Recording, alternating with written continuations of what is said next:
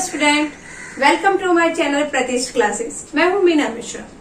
हम लोगों ने ट्रिग्नोमेट्री चैप्टर स्टार्ट कर दिया था और इसका काफी कुछ इससे पहले के लेक्चर में मैं आप लोगों को समझा चुकी हूं और हम काफी कुछ आपको क्लियर हो चुका होगा। तो इसी में अब हम प्रैक्टिस एक्सरसाइज के क्वेश्चन करेंगे। तो जो हमारा फर्स्ट क्वेश्चन है वो क्या है, देखो, find the trigonometric function of 0 degree. वैसे तो आपको 0 डिग्री की वैल्यू पता है क्योंकि वो आप लोगों ने 9th और 10th में ही पढ़ी हुई है, लेकिन यहाँ हमें पूरा मेथड के साथ जो हमने इससे पहले के लेक्चर में डिस्कस किया था कि किस टाइप से वैल्यू आती है 0 डिग्री का, 30 डिग्री का, किस टाइप से वैल्यू फाइंड करते हैं, तो वही सारा कुछ हम लोग यहाँ पर फाइंड करेंगे कि 0 डिग्री की वैल्यू जो है वो कैसे आती है। तो पूरा प्रोसीजर के साथ आपको 0 डिग्री का वैल्यू लिखना है, डायरेक्ट आपको साइन 0 और कॉस 0 की वैल्यू पुट नहीं करना है। ओके, तो स्टार्ट करते हैं। देखो क्या करेंगे, हम ट्रिग्नोमेट्रिक फंक्शन फाइंड करना है 0 डिग्री का, मतलब 0 डिग्री की वैल्यू फाइंड करनी है साइन कॉस टेन के साथ। तो हम क्या, पहले इस टाइप का एक डायग्राम आप बनाएंगे। ये एक यूनिट सर्कल है। यहाँ पे हम क्या लिखेंगे, हमारा जो एंगल है जहाँ पे 0 डिग्री बन रहा है, तो वो एंगल कौन सा होगा हमारा, XOA। ये हमारा एंगल है। देखो XO और ये A, क्योंकि 0 डिग्री कैसा बनता है, उसी के ऊपर बनता है। तो इसमें हम क्या लिखेंगे, let angle XOA is standard angle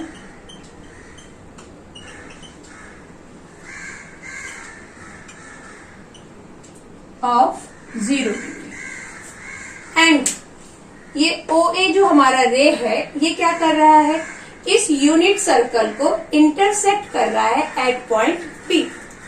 वो भी हम यहां मेंशन कर दें, and ray OA intersect unit circle eight P। ये हमें क्यों लेना है, P क्यों लेना है, एक ऐसा यूनिट सर्कल क्यों लेना है, क्योंकि हम एक पर्टिकुलर एरिया में एंगल फाइंड करेंगे। हम पूरा ऐसा, अगर ये आप ऐसा सर्कल ना लें तो इस तरह से हम इस प्लेन में हम एंगल का वैल्यू साइन थीटा या cos sine 0 degree cos 0 degree वो हम नहीं फाइंड कर सकते, हमें एक पर्टिकुलर एरिया लेना पड़ेगा। तो यहाँ पे हमने ये एक यूनिट सर्कल लिया और उसमें ये देखा कि ये जो रे है आपका OA जो एंगल बन रहा है जहां पर, तो ये P पे उसको इंटरसेक्ट कर रहा है। मतलब अब क्या होगा, अब हमारा क्या होगा कि ये POP या फिर आप AOP ये हमारा 0 डिग्री हो जाएगा। तो यूनिट सर्कल एट P, तो P के कोऑर्डिनेट क्या होंगे, देयरफॉर P के कोऑर्डिनेट क्या होंगे, यहाँ पे देखो 1 और 0। 1 और 0 क्यों होगा, ये इससे पहले के लेक्चर में हम डिस्कस कर चुके हैं, लेकिन जिन्होंने वो लेक्चर अटेंड नहीं किया है उनको मैं बता देती हूँ कि ये एक यूनिट सर्कल है और यूनिट सर्कल में जो ये रेडियस है उसको हम बोलेंगे 1 यूनिट का रेडियस होता है। तो ये जो रेडियस है, देखो ये x एक्सिस है, तो मतलब P के कोऑर्डिनेट क्या होगा, x एक्सिस पे ये पॉइंट क्या हो गया 1 और y यहीं से स्टार्ट हुआ है, मतलब x एक्सिस पे ये P पॉइंट है, तो y का कोऑर्डिनेट क्या होगा 0 हो जाएगा। तो therefore x is equal to 1 और y इज इक्वल टू 0। अब आपको ये पता है कि साइन 0 डिग्री कितना होता है, साइन 0 डिग्री x होता है कि y होता है, साइन होता है हमारा y। सॉरी, तो साइन 0 डिग्री y है, तो इसका मतलब y की वैल्यू क्या है, 0 है। तो साइन 0 डिग्री कितना हो जाएगा 0।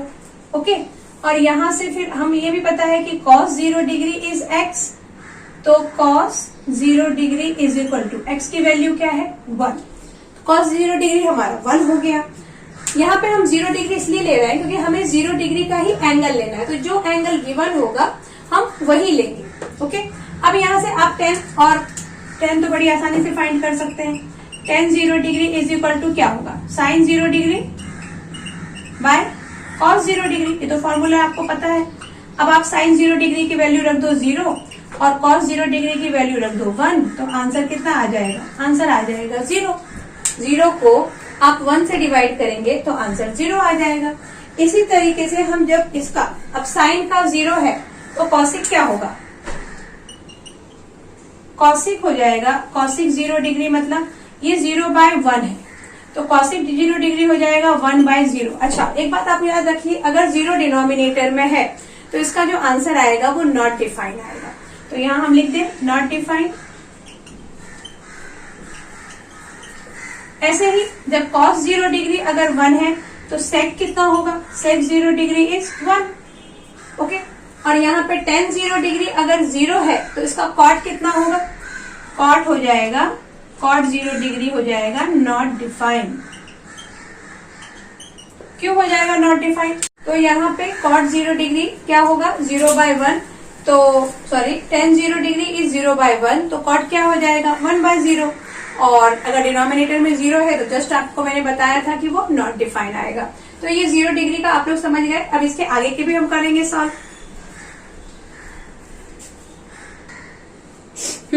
अभी देखो second question, find the trigonometric functions of 30 degree. 30 degree का वैल्यू फाइंड करना है। तो 30 डिग्री का वैल्यू तो आपको रटा हुआ है कि sin 30 1/2 होता है, cos 30 √3/2 होता है। इसी के अकॉर्डिंग हम tan 30 1/√3 फाइंड कर देंगे।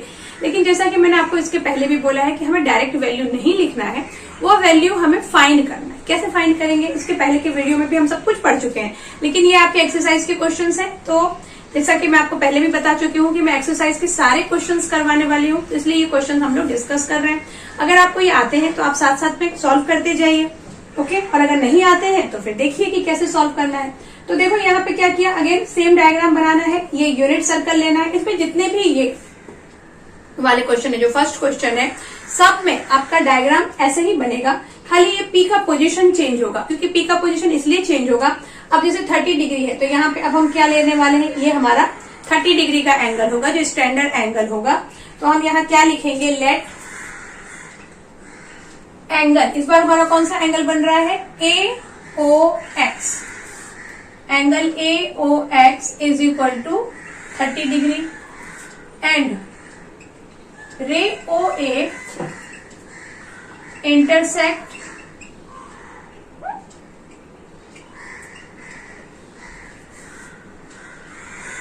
at unit circle, intersect unit circle at point P। ये हमने लिखा कि OA जो है वो हमारा ये जो यूनिट सर्कल है इसको पॉइंट P पे इंटरसेक्ट कर रहा है। तो P के कोऑर्डिनेट क्या होंगे, x और y होंगे। ओके, फिर हमने ये एक परपेंडिकुलर ड्रॉ किया, वो भी हम लिखेंगे, और P के कोऑर्डिनेट यहाँ लिख देते हैं x y, और ड्रॉ क्या किया हमने, PM परपेंडिकुलर, कहाँ पे परपेंडिकुलर है ये, OX पे। अब हम क्या कर सकते हैं, देखो ये हमारा 30 डिग्री है, ये हमारा अगर 30 डिग्री है और ये जो OP है ये तो 1 है ही, क्योंकि अभी मैंने आपको बताया कि ये यूनिट सर्कल है तो रेडियस जो होगा वो 1 यूनिट होगा। तो OP हमारा हो गया 1 और ये हो गया हमारा 30 डिग्री, और ये कितना है, ये है 90 डिग्री। तो ये आपने पढ़ा हुआ है 30 60 90 थ्योरम में कि 30 डिग्री का जो अपोजिट साइड होता है वो हाइपोटेनस का क्या होता है, हाइपोटेनस का होता है 1/2। तो हम यहाँ सीधे लिख दें, क्या लिख देंगे हम, PM is equal to 1/2 of OP, और रीजन हम क्या लिखेंगे, बाय 30 60 90 थ्योरम। ओके, तो PM is equal to 1/2, OP क्या है, OP तो 1 है, तो PM हमारा 1/2 आ गया। अभी PM 1/2 आ गया मतलब क्या, ये जो PM है ये क्या है, PM होगा हमारा y कोऑर्डिनेट, होगा y कोऑर्डिनेट। देखो OM जो है वो x है, क्योंकि ये x एक्सिस के ऊपर है, और ये PM किसके अकॉर्डिंग हम ड्रॉ करेंगे, y पॉइंट के अकॉर्डिंग। तो PM हमारा y हो गया, मतलब ये चीज जो हमारी आई है वो y की वैल्यू आई। अब हमें क्या फाइंड करना है, x फाइंड करना है, यानी ये OM कितना है। तो या तो जो स्टार्टिंग में हम लोगों ने पाइथागोरस पढ़ा हुआ है उससे आप ये OM फाइंड कर सकते हैं, या फिर हम डिस्टेंस फॉर्मूला से भी फाइंड कर सकते हैं। अब यहाँ डिस्टेंस फॉर्मूला कैसे लगेगा, देखो यहाँ डिस्टेंस फॉर्मूला हम OM के बीच पे नहीं लगाएंगे, क्योंकि हमें M के कोऑर्डिनेट नहीं पता है। हम डिस्टेंस फॉर्मूला लगाएंगे OP में। तो हम यहाँ लिख सकते हैं बाय डिस्टेंस फॉर्मूला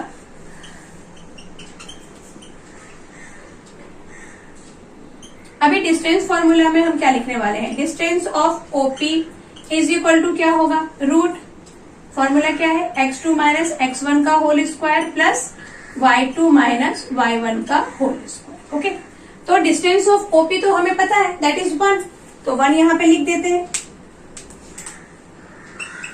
अब यहाँ आपको ये भी 1 स्क्वायर कर दो ताकि ये रूट का झंझट खत्म हो जाए। x2 माइनस x1 का होल स्क्वायर और y2 माइनस y1 का होल स्क्वायर बचेगा सिर्फ। तो ये आप देख रहे हैं कि O के कोऑर्डिनेट क्या है, O के कोऑर्डिनेट है 0 0। तो यहाँ पे x2 या x1 दोनों में से एक तो खत्म ही समझो, और यहाँ हमारा ये क्या है, x है। तो आप ऐसा कर लें कि x1 और y1 की जगह हम x और y लिखते हैं, क्योंकि इसके जो कोऑर्डिनेट तो x और y है ना। तो ये हो गया 0 0 और ये xy, तो 0 0 जब हम पुट करेंगे यानी यहाँ 0 लिखेंगे तो 0 माइनस एक्स का होल स्क्वायर, यहाँ 0 लिखेंगे तो 0 माइनस वाई का होल स्क्वायर, मतलब बचेगा सिर्फ x square plus y square. तो वो डायरेक्ट भी आप लिख सकते हैं। वैसे आप चाहें तो ये पूरा इतना ना लिख के आप डायरेक्ट फॉर्मूला ये लिखेंगे, कोई प्रॉब्लम नहीं है। लेकिन अगेन मैं वही कहूंगी कि कितने बच्चों को ये फॉर्मूला याद नहीं रहता है, इसलिए मैंने आपको यहाँ पे पूरा डिटेल में बताया है कि कहाँ से ये चीज आए। ठीक है, आप चाहें तो बाय डिस्टेंस फॉर्मूला लिख के सीधे ये वाली लाइन भी लिखें तो वो भी रॉन्ग नहीं होगा। अब यहाँ हम y की वैल्यू सब्स्टिट्यूट कर दें, दैट इज 1/2। तो ये इस तरह से हो सकता है 1/4 is equal to x square. 1/4 क्यों होगा, क्योंकि y स्क्वायर है ना, तो y स्क्वायर मतलब 1/2 का होल स्क्वायर, दैट इज 1/4। वो इस तरफ आएगा तो माइनस 1/4 हो जाएगा। अब हम इसको यहाँ पे सॉल्व करेंगे तो 4 minus 1/4 is equal to x square. It means 3/4 is equal to x square. तो x कितना आ जाएगा, √3/2। ये हमारा आ गया x, √3/2। अब यहाँ पर हम फाइंड कर लें sin 30 डिग्री मतलब क्या, y। It means sin 30 degree is equal to y। अच्छा हाँ, एक बात और कि ये फर्स्ट क्वाड्रेंट में है, फर्स्ट क्वाड्रेंट, सेकेंड क्वाड्रेंट, ये आपने भी पढ़ा हुआ है इससे पहले के लेक्चर में, सब कुछ बहुत अच्छे से मैंने एक्सप्लेन किया है। तो फर्स्ट क्वाड्रेंट में क्या होता है, सारे के सारे जो ये ट्रिग्नोमेट्रिक एक्सप्रेशन होते हैं, फंक्शन होते हैं, वो सब पॉजिटिव होते हैं। तो यहाँ पे x और y दोनों पॉजिटिव होगा, तो इसलिए हमारा जो sin 30 है वो क्या आएगा, 1/2। अच्छा, और cos 30 क्या आएगा, cos 30 डिग्री इज x। तो cos 30 कितना हो गया, cos 30 हो गया √3/2। अब यहां से आप tan फाइंड कर सकते हैं। tan 30 degree is equal to कितना, sin 30 बाय cos 30। तो sin 30 कितना है, sin 30 है 1/2 और cos 30 है √3/2।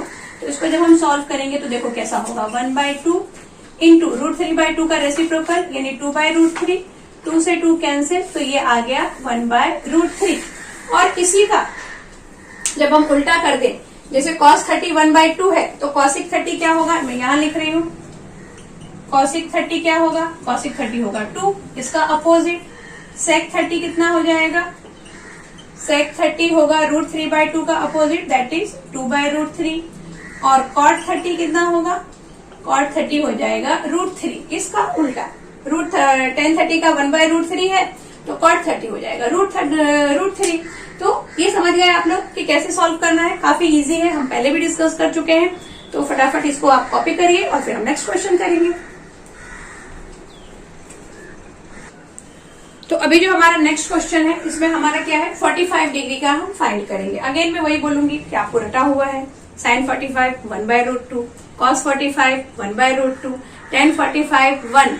लेकिन ये सब चीजें आई कहाँ से, वो हम डिस्कस करेंगे। ओके, तो ऐसा मत सोचिए कि अच्छा खासा हमने रटा हुआ था टेबल, डायरेक्ट वही ना लिख दें, लेकिन वैसा नहीं होगा जो आपको क्वेश्चन में लिखा है। और वैसे ये अच्छा भी है, आपको आप जाके ये पता चला है कि ये वैल्यू आई कैसे फाइंड हुआ। वो जो टेबल हमने 9th 10th में इतने रटे हुए थे वो टेबल आए कहाँ से। तो ये तो बहुत अच्छी बात है कि हमें ये सब कुछ पता चल रहा है। ओके, तो देखो ये अगेन सेम डायग्राम, यहाँ हमने इस बार एंगल कितना ले लिया, 45 डिग्री ले लिया, और ये P पॉइंट है तो हम क्या लिखेंगे, let AOX is equal to 45 degree and ray OA intersect this unit circle at point P। Again अब यहाँ पे 45 डिग्री है और ये PM हमने परपेंडिकुलर तो हमें बनाना ही है, तो ये PM हमने परपेंडिकुलर ड्रॉ कर दिया। अब हम क्या लिखेंगे, ये 45 है तो यहाँ पे हम कौन सा थ्योरम यूज करेंगे, 45 45 90। तो 45 45 90 थ्योरम हमें क्या बोलता है कि 45 डिग्री जो एंगल बनेगा उसका जो अपोजिट साइड होगा वो हाइपोटेनस का 1/√2 होता है। ये भी आपने काफी रटा हुआ है और सॉल्व किया हुआ है, तो ज्यादा समझाने की मुझे जरूरत नहीं है। मैं यहां लिखना स्टार्ट कर देती हूँ। क्या लिखेंगे हम? Let angle AOX is equal to 45 degree and ray OA intersect unit circle at point P। और P के कोऑर्डिनेट तो XY हम लेंगे ही, P हमारा हो जाएगा XY। अगेन ये 45 है, मतलब ये फर्स्ट क्वाड्रेंट में ही है, 90 तक फर्स्ट क्वाड्रेंट में होगा। 90 से अगर ज्यादा आया तो सेकेंड क्वाड्रेंट में, 180 से 270 तक थर्ड क्वाड्रेंट में, 270 से 360 तक फोर्थ क्वाड्रेंट में। ये आपको बताने की जरूरत नहीं है, आपको पता ही है। तो यहाँ पर PXY आ गया है। ओके, अब हम क्या फाइंड करेंगे? ये जो OP है, OP तो हमारा 1 दिया ही है, ये तो हमें मालूम है, OP इज 1। तो PM कितना होगा? PM हमारा हो जाएगा Y एक्सिस और OM होगा हमारा X एक्सिस, जो कि अभी हमने डिस्कस किया था। तो यहाँ लिख देती हूं मैं, PM is equal to Y and OM is equal to X। अब क्या करें हम? यहाँ पर ये जो PM होगा ये 45 का अपोजिट साइड है, मतलब क्या? PM is equal to 1/√2 of OP। और ये कहां से लिख रहे हैं हम? Bye 45 45 90 theorem. इस थ्योरम से हम ये चीज लिख रहे हैं। तो यहाँ पे PM कितना आ गया? PM आ गया 1/√2। PM 1/√2 आ गया, मतलब Y की वैल्यू आ गई 1/√2। अब यहाँ पे सीधे मैं डिस्टेंस फॉर्मूला लगा देती हूँ। बाय डिस्टेंस फॉर्मूला, ये आप पूरे जितने भी क्वेश्चन है सब में ऐसे ही लगने वाला है कि x² + y² is equal to 1। ये कहां से आया? इससे पहले हमने डिराइव किया था। तो सब में यही होगा। क्यों ऐसा होगा? क्योंकि देखो P हमेशा ये सर्कल के सरकमफ्रेंस पे होने वाला है और हमको O से ही उसका डिस्टेंस फाइंड करना पड़ेगा। O हमेशा 0 0 होने वाला है। P के कोऑर्डिनेट हमेशा हम XY लेने वाले हैं। ये हमेशा यूनिट सर्कल होने वाला है। तो ये चीज हमेशा आएगी जब भी हम ये क्वेश्चंस करेंगे। जो हमारा फर्स्ट क्वेश्चन है उसमें हम चाहे कोई सा भी एंगल फाइंड करें, कोई भी एंगल, यही लाइन लिखा जाएगा। ओके, तो by distance formula x² + y² is equal to 1। अब यहाँ पे y क्या है हमारा? 1/√2 है, तो सब्स्टिट्यूट कर दो। 1/√2 का स्क्वायर मतलब 2, तो x² क्या आ गया? 1 - 1/2। तो 1 - 1/2 मतलब कितना? 1/2 ऑफ कोर्स। तो x² आ गया आपका 1/2, तो x आ गया 1/√2। ओके, तो 1/√2 आ गया। अच्छा, अब यहाँ पे जब x 1/√2 है, मतलब कि sin 45 कितना हो गया? sin 45 is y, that means sin 45 is 1/√2। अब यहाँ मैं cos 45 लिख देती हूँ। cos 45 is x, it means cos 45 is again 1/√2, क्योंकि दोनों की वैल्यू तो सेम है। अब यहाँ पे tan 45 लिख देती हूँ। तो tan 45 क्या होगा? tan 45 मतलब sin 45 1/√2 और cos 45 का रेसिप्रोकल, ये हो गया कैंसिल, तो tan 45 हो गया 1। अब इन सब का इनवर्स कर दो, क्योंकि sin का sin 45 का 1/√2 है, तो cosic का क्या हो जाएगा? cosic का उल्टा होता है, तो √2। ऐसे ही sec 45 का कितना हो जाएगा? √2। और cot 45 कितना होगा? cot 45 तो 1 ही होगा, क्योंकि 1/1 इज 1। क्लियर हो गया ये? अभी जल्दी जल्दी से आगे के क्वेश्चन करते हैं। Now question number 4। Question number 4 है ये हमारा, कि क्वेश्चन नंबर 4 है। क्वेश्चन नंबर 4 इज 60 डिग्री का फाइंड करना है। अब हमें सेम, कुछ प्रॉब्लम नहीं है, क्योंकि अभी सब कुछ फर्स्ट क्वाड्रेंट में ही चल रहा है। जब सेकंड क्वाड्रेंट में आएगा तब थोड़ा अलग होगा। तो फर्स्ट क्वाड्रेंट में ये 60 डिग्री है, मैंने इसको 600 जैसा लिख दिया है, ये आप 60 डिग्री। ओके, हाँ, तो 60 डिग्री का हमें फाइंड करना है ट्रिग्नोमेट्रिक फंक्शन। तो क्या करेंगे हम, वही जो अभी इतनी देर से कर रहे हैं, ये P को आप XY ले लो और क्या करेंगे आप PM, हमने ये परपेंडिकुलर तो सब में ड्रॉ किया है, डायग्राम सब में यही बनने वाला है। तो हम यहाँ लिखना स्टार्ट कर देते हैं। लेट एंगल ये AOX, angle AOX is equal to 60 degree. और क्या हुआ है हमारा, ray OA intersect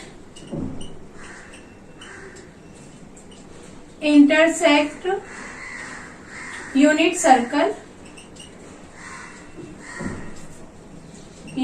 circle at point P। Okay, और P के कोऑर्डिनेट क्या है, XY है। P फर्स्ट क्वाड्रेंट में है तो यहां पे लिख दे PXY and it is in first quadrant.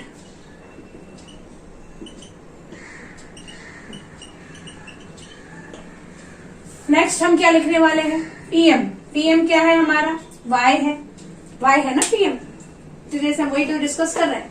और OM क्या होगा, OM हो जाएगा आपका X। अब यहाँ पे कौन सा एंगल लगेगा, देखो ये तो है, ये तो हमारा 90 डिग्री बन गया और ये आपका 60 डिग्री है, तो ये कितने का बनने वाला है, 30 डिग्री। तो यहाँ पे 30, 60, 90 का थ्योरम लग गया। तो 30, 60, 90 थ्योरम हमें क्या बोलता है कि 60 डिग्री का जो अपोजिट साइड है वो हमेशा हाइपोटेनस का कितना होगा, √3/2 होगा। √3/2 होगा ना, हाँ। तो बस हम वही लिख देंगे। यहाँ पे हम क्या लिखेंगे, इन ट्रायंगल PMO, ये भी लिख दो एक PMO, तो आप सीधे लिख दो PM is equal to √3/2 of क्या, OP। और यहां हमने OP को नहीं लिखा, OP इज 1। तो PM is equal to √3/2 of OP। क्यों ऐसा, बाय 30, 60, 90 थ्योरम। 30, 60, 90 थ्योरम से ये हमने लिख दिया। अब OP तो हमारा 1 है, it means PM is equal to √3/2 और PM हमारा क्या है, PM है Y, तो यानी हमारा Y आ गया √3/2। अगेन बाय डिस्टेंस फॉर्मूला, जैसा हमने इसके पहले किया था। बाय डिस्टेंस फॉर्मूला क्या था, formula x² + y² is equal to 1। अब यहाँ जब आप y की वैल्यू पुट करेंगे तो x की वैल्यू आएगी, तो √3/2 का whole square is equal to 1।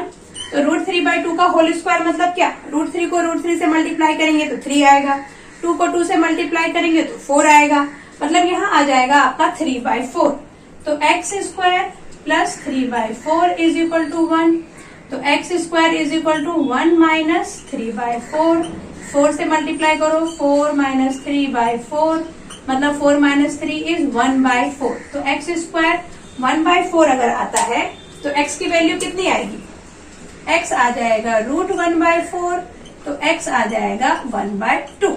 Okay, अब हम देख लेते हैं वैल्यू। तो sin 60 डिग्री y होता है, sin y होता है ना, तो sin y होता है मतलब √3/2, क्योंकि y तो हमारा √3/2 है। cos 60 डिग्री, cos होता है x मतलब 1/2। उसके बाद यहां से आप tan 60 डिग्री फाइंड कर लो, तो tan 60 डिग्री क्या होगा, tan 60 डिग्री होगा √3/2 इंटू 2/1 cos, तो 2 से 2 कैंसिल, तो tan 60 डिग्री आ गया आपका √3। और यही इन सबको जब हम उल्टा कर देंगे, जैसे कि cosec 60 डिग्री क्या हो जाएगा, ये √3/2 है तो 2/√3, देन sec 60 डिग्री होगा हमारा 1/2 है तो 2, और cot 60 डिग्री हो जाएगा √3 है तो 1/√3। क्लियर हो गया, ये बहुत ही आसान क्वेश्चन है, आपको बहुत अच्छे से समझ में आ गए होंगे। और इसमें ये बिल्कुल मत सोचिए कि इतना लेंथी क्वेश्चन है, कितना लिखना है, कुछ नहीं है, सब में एक जैसी चीजें ही लिखी है हमने। देखो यहाँ से सब कुछ तो सिमिलर ही है, और जो भी आप फाइंड कर रहे हैं उसमें से कुछ भी आपके लिए नया नहीं है, ये सब कुछ आप लोग पहले बहुत अच्छे से पढ़ चुके हैं, तो बिना टेंशन किए अभी देखो क्वेश्चन नंबर 5। तो क्वेश्चन नंबर 5 क्या है, इस बार हमें 150 का फाइंड करना है, 150 डिग्री। तो 150 डिग्री में हम क्या करेंगे, बहुत ही आसान है तरीका करने का। ये हमने एंगल बनाया, देखो यहाँ पे ये ए, ओ और एक्स, ये वाला एंगल जो है वो हमारा 150 डिग्री का है। इस बार जो हमारा पी पॉइंट है वो इधर शिफ्ट हो गया। क्यों? क्योंकि 90 के बाद वो सेकेंड क्वाड्रेंट में आएगा और 150 जो होता है वो 90 से बड़ा होता है, तो वो कौन से क्वाड्रेंट से बिलोंग करेगा? सेकेंड क्वाड्रेंट से। और सेकेंड क्वाड्रेंट में एक्स माइनस होता है और वाई प्लस होता है, ये चीज आपको पता है। तो इसी के बेस पे हम करेंगे। तो देखो यहाँ पे ये जो पूरा है ये 180 है, 180 में से अगर इतना 150 होगा तो ये इतना कितना होगा? ये होगा 30 डिग्री। तो हम जो भी फाइंड करेंगे वो 30 डिग्री के हिसाब से फाइंड करेंगे। मतलब हम ये वाला पूरा ट्रायंगल एंगल नहीं लेंगे, हम सिर्फ इतना सॉल्व करेंगे। और इसमें ऐसे ही जितने भी अगर आपको फाइंड करने हो जो 180 से कम है, तो उन सब में हम 180 से उसको माइनस करके ही फाइंड करने वाले हैं। तो कैसे फाइंड करेंगे? यहाँ पे हम लिखते हैं पहले तो लेट, लेकिन हम एंगल यही वाला लिखेंगे, A O X, angle A O X is equal to 60 degree. और क्या लिखेंगे हम? O A intersect unit circle at point P, जो हम तब से लिखते आ रहे हैं, ray O A intersect unit circle at point P. और पी के कोऑर्डिनेट हम क्या लिखेंगे? X Y. पी के कोऑर्डिनेट एक्स वाई हो गया। और हमने एक क्या ड्रॉ कर दिया? पी एम परपेंडिकुलर ओ एक्स डैश पे हमने ड्रॉ किया है। पी एम हमारा परपेंडिकुलर हो गया ओ एक्स डैश। ओके, अब यहाँ पर पी एम कितना है? पी एम हो गया हमारा एक्स, पी एम एक्स हो गया। एक्स को मॉड के अंदर क्यों लिखा है? एक्स को मॉड के अंदर लिखने का रीजन सिर्फ इतना ही है, इसके पहले के क्वेश्चंस में भी एक्स और वाई को पहले मॉड के अंदर लिख सकते हैं, क्योंकि ये आपको याद होगा कि मॉड के अंदर से जब भी कोई नंबर बाहर आता है तो वो हमेशा पॉजिटिव होता है। अब यहाँ क्योंकि यहाँ एक्स जो है वो पॉजिटिव और नेगेटिव कुछ भी हो सकता है ना, हो सकता है कि नहीं। अब जैसे यहाँ पे एक्स है तो यहाँ एक्स हो गया नेगेटिव, जब यहाँ एक्स आएगा तो यहाँ एक्स पॉजिटिव, एक्स और वाई दोनों नेगेटिव हो जाएंगे। तो सब में हमें P M is equal to ऐसा मॉड एक्स ऐसे लिखना है। ओके, तो पी एम हमारा मॉड एक्स हो गया और ओ एम कितना हो गया हमारा, सॉरी पी एम हमारा मॉड वाई है और ओ एम हो गया हमारा मॉड एक्स। ये तो हमने ले लिया। और ओपी, ओपी तो 1 ही होने वाला है हमेशा, ओपी इज 1। तो यहां से हम क्या करें? पीएम कितना आएगा? पीएम आएगा 1/2। क्यों आएगा 1/2? अगेन 30, 60, 90 थ्योरम लगेगा। ये 30 डिग्री है तो 30 का अपोजिट साइड मतलब ये पीएम, हाइपोटेनस मतलब ये हाइपोटेनस का क्या होगा? 1/2 होगा। ये हाइपोटेनस है, ये हमें कैसे पता चला?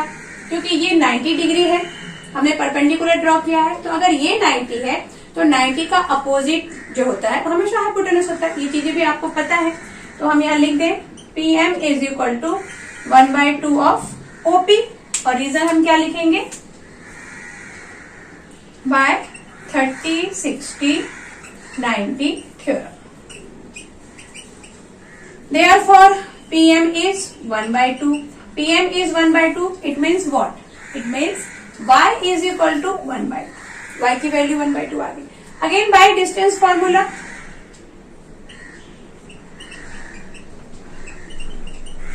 तो डिस्टेंस फॉर्मूला क्या बोलता है? X square plus y square is equal to 1। तो एक्स स्क्वायर क्या है? कुछ भी नहीं है। एक्स स्क्वायर को हमें फाइंड करना है। X square, y square is 1/2, 1/2 यानी 1/4 इज इक्वल टू 1। तो x square is equal to 1 minus 1/4। तो x square is equal to क्या हो जाएगा? ये 4 माइनस 1/4। तो 4 माइनस 1/4 मतलब 3/4। ये भी जस्ट हमने ये सारा कुछ किया हुआ है। तो x is equal to direct लिख दूं √3/2। तो अब x √3/2 है, लेकिन हम यहाँ क्या लिखेंगे? p is in second quadrant. हाँ, तो p is in second quadrant. Second quadrant में होने की वजह से क्या होगा? यहाँ पे x जो है वो लेस देन 0 होगा और y जो है वो ग्रेटर देन 0 होगा। क्यों? क्योंकि x माइनस में होता है और y प्लस में होता है, तो इसलिए हम इसको कुछ इस तरीके से लिखेंगे। तो अब हमारा देखो साइन 150 डिग्री, साइन 150 डिग्री कितना है? साइन क्या होता है? y होता है। तो sine 150 degree is equal to y की वैल्यू क्या है, y इज 1/2, तो साइन 150 डिग्री हो गया 1/2। उसके बाद cos 150 डिग्री कितना होगा, cos 150 डिग्री इज -√3/2। यहीं से फिर हम tan की वैल्यू लाएंगे, तो tan 150 डिग्री कितना होगा, साइन 1/2 और cos क्या है, माइनस यहाँ लिख देती हूँ, √3/2 है यानी 2/√3, तो ये कैंसिल, मतलब कि tan 150 डिग्री आ गया -1/√3। और बस इसी को सिर्फ अपोजिट मतलब रेसिप्रोकल लिख देंगे तो बाकी की वैल्यू भी आ जाएगी। तो समझ में आ गया आपको ये सब हमने कैसे सॉल्व किया। इस लेक्चर को बस यहीं पे एंड करते हैं और जो बाकी के क्वेश्चंस हैं वो हम नेक्स्ट लेक्चर में डिस्कस करेंगे। Okay then, thanks for watching.